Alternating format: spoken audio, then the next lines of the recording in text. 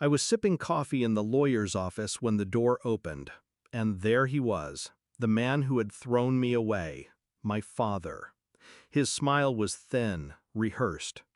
"You've grown into a fine young woman," he said, like we were long-lost friends, not strangers bound by blood and betrayal. I didn't answer. I let him talk. People always reveal more when they think silence means weakness. I was 8 when he told me I was worthless. His words were sharp, like glass. "A girl is a burden," he spat, while my mother stared at the floor. That was the last time I saw their faces together, the day they signed the adoption papers and left me in a stranger's house. That stranger became my father, my real father.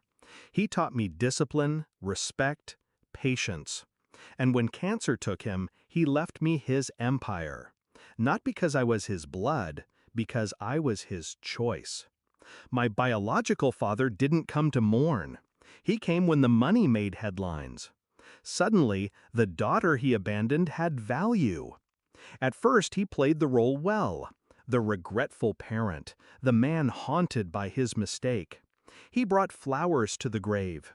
He cried in front of journalists. He told anyone who would listen that he wanted a second chance.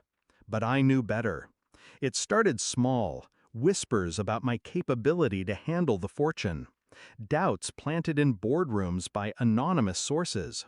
Old classmates appearing with fake debts, conveniently tied back to him. He wasn't rebuilding a bridge, he was laying siege. And I let him, because you can't destroy a man's empire until you've mapped every weak wall. I studied him the way he never studied me. His new business was drowning in debt. His associates were sharks, circling, waiting for him to bleed. His name, once powerful, now rotted in backroom deals and broken promises. He didn't come back for me. He came back to use me, my fortune, my name, my credibility. So I gave him just enough rope to hang himself. I invited him into my world.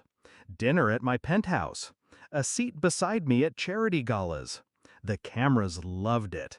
The prodigal father and the forgiving daughter. I let the story spread. Behind closed doors, I signed documents he didn't read. Transfers that looked like gifts. Partnerships that looked like trust. Every signature tied his failing businesses to my accounts. But the terms were mine. I was the creditor. He was the debtor. And he never noticed. By the time he realized, it was too late. He stormed into my office, face red, hands shaking. "You tricked me," he hissed. I stayed seated, calm. "No," I said. "I simply gave you what you wanted.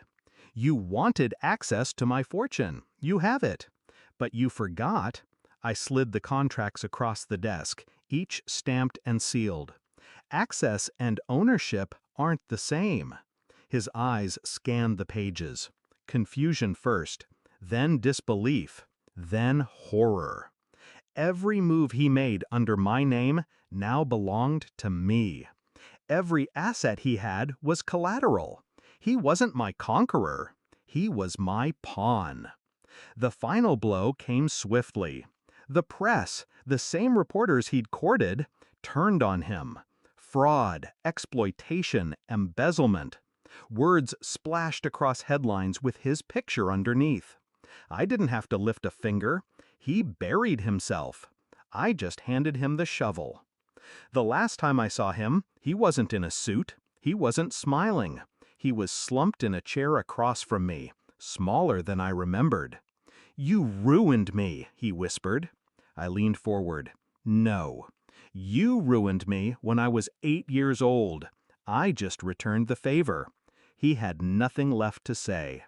Now the empire is mine, the fortune secure, his name erased. And when people ask me if I regret not forgiving him, I laugh quietly. Forgiveness is for equals. He was never my equal. I was 8 years old when he taught me I was worthless. I was 28 when I taught him what I was worth, and I made sure he never forgot it.